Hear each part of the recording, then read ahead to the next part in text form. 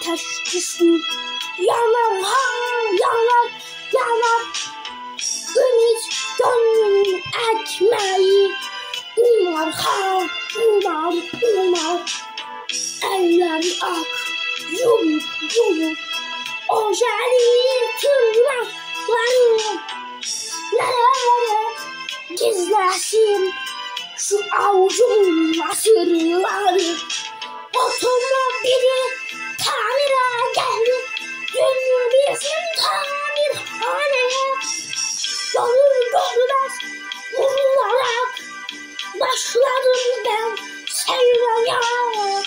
Ayağımda uzun etek dalga dalga saçlarım. Ustam seslendi uzaktan olmalı takımları.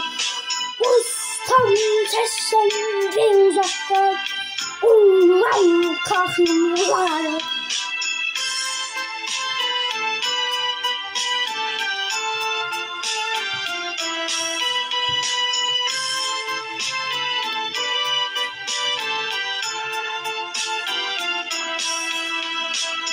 Bir romanda okumuştum. Buna benzer bir şeyi. Çinli parla, kanlı tatlı, pahalı bir kitaptı. Ne olmuş, nasıl olmuşsa, aşık olmuş bir genç kız. Yine öyle bir durumda, tamir için çırağına. Ustama dedim ki bugün giyinelim tulumları. Arkası kuşlu aynamda taradım saçlarını. Gelecekti bugün gelip arabayı almaya. O romandaki hayal belki gerçek yapmaya. O romandaki hayal belki gerçek yapmaya. Durdu zaman, durdu dünya, gizli işin kapıda. Durdu zaman, durdu dünya, girdi içeri kapıdan. Öylece halka kaldım, gözünü ayırmadan. Öylece halka kaldım, gözünü ayırmadan. Arabanın kapısını açtım. Açtım girsin içeri.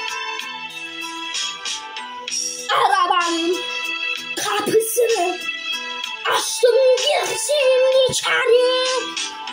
Kalktı hiyale kaşları, sordu kim bu seri seri. Kalktı hiyale kaşları, sordu kim bu seri seri.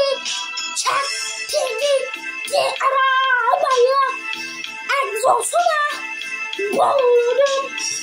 Gözünde tomurcuk yaşlar, ağır ağır vurdum. Ustam geldi, sırtına vurdu, dedi romanları. İşçisin sen işçi kal, gideri tulumları.